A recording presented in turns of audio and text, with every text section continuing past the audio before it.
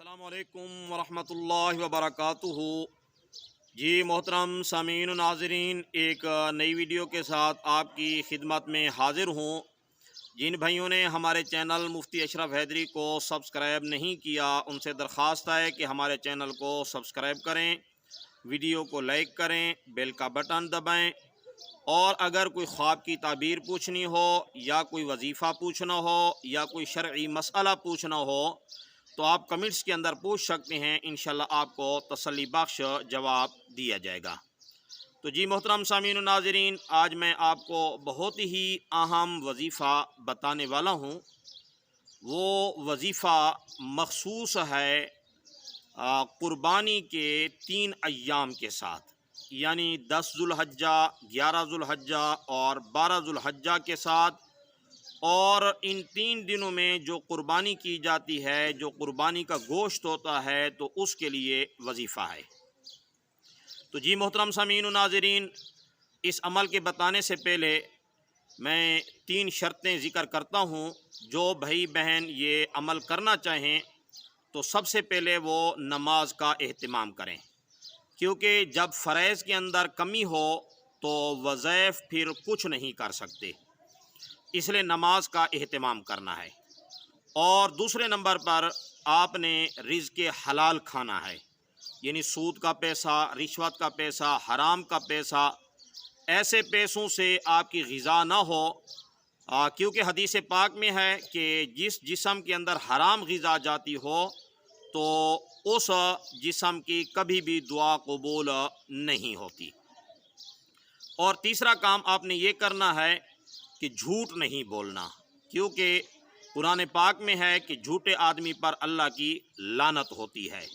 और जब आदमी झूठ बोलता है तो जो अल्लाह की हिफाजत के फ़रिश्ते मुकर्रर हैं, जो आदमी के साथ हर वक्त रहते हैं, जो आदमी की हिफाजत पर मामूर हैं, तो वो फ़रिश्ते जो हैं वो उससे दूर चले जाते हैं। इसलिए झूठ नहीं बोलना। ये 3 काम करके फिर आपको अमल बताता हूँ। अमल ये है, ये अमल ख़ास है क़ुरबानी के गोश्त के साथ। ये जहन में रखें कि क़ुरबानी के गोश्त के अलावा अगर किसी किस्म का भी गोश्त हो तो उस पर ये अमल नहीं हो सकता।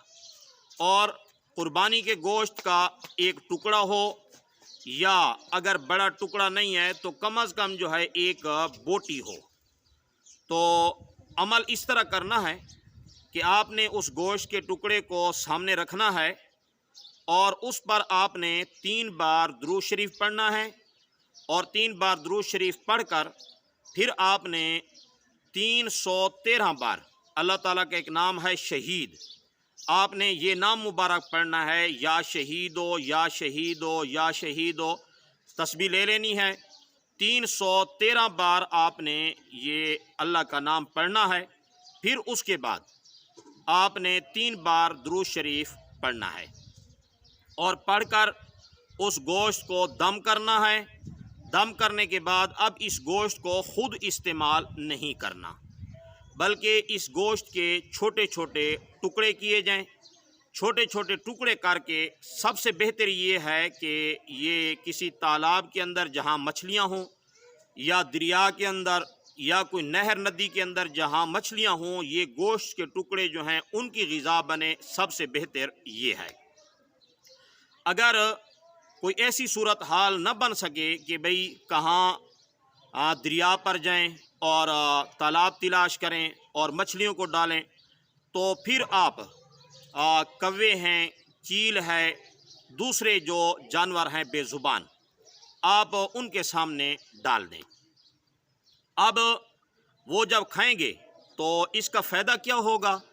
तो इसके कई सारे फ़वाइद लिखे हैं।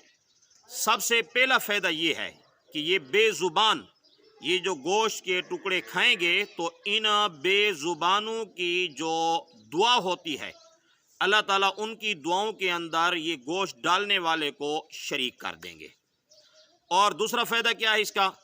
दूसरा फ़ायदा इसका ये है कि जो गोश्त डालेगा तो अल्लाह ताला इसके जो आज़ा हैं इनकी हिफाजत फरमा देगा, यानी इसको कभी भी बहरेपन का اور نابینا ہونے کا، گونگے ہونے کا، اور اس طرح ہاتھ پاؤں کے شل ہونے کا، اس قسم کا عارضہ اس کو کبھی بھی پیش نہیں آئے گا۔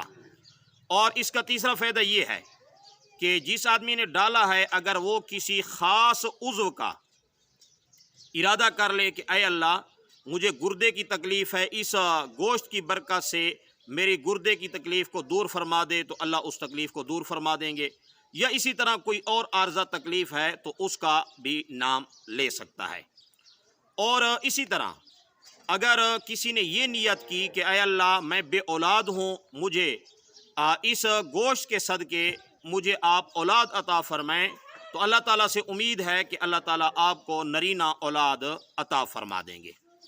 اور ایک فائدہ یہ ہے کہ جو آدمی یہ کرے گا، اللہ تعالیٰ اس کے رزق کے اندر ایسی وسعت اور ایسی فراوانی پیدا کر دے گا کہ یہ آدمی خود حیران ہوگا کہ یہ رزق کہاں سے آ رہا ہے۔ تو بہرحال اس کے بہت سارے فائدے لکھے ہیں، تو میں نے چند فائدے شمار کرا دیے ہیں۔ تو یہ عمل کرنا جو ہے، یہ قربانی کے گوشت پر عمل کرنا ہے، اور یہ عمل جو ہے وہ قربانی کے پہلے دن، دوسرے دن اور تیسرے دن ہو سکتا ہے۔ اور جو بھائی بہن یہ عمل کرنا چاہیں تو وہ کمنٹس کے اندر اجازت لے لیں، ان کو جب اجازت دی جائے گی تو پھر اس عمل کے اندر جو تقویت آئے گی وہ پہلے اس طرح کی قوت، تقویت اور تاثیر نہیں ہوتی جو اجازت کے بعد اس کے اندر تاثیر آ جاتی ہے۔ تو اس لیے جو بھائی بہن کرنا چاہیں کمنٹس کے اندر اجازت لے لیں، انشاءاللہ العزیز ان کو جب اجازت دی جائے گی تو اس عمل کے اندر آپ دیکھیں گے کہ کیسے اس کے اندر قوت آتی ہے، اور اللہ تعالیٰ کیسے آپ کی پریشانیوں کو دور فرماتے ہیں، اللہ تعالیٰ کیسے اولاد سے نواز دیتے ہیں، اور کیسے اللہ تعالیٰ آپ کی جنات سے، اور اسی طرح جو ہے وہ تکالیف جو اچانک آ جاتی ہیں، اللہ تعالیٰ ان سے کیسے حفاظت کرتے ہیں۔ السلام علیکم ورحمۃ اللہ وبرکاتہ۔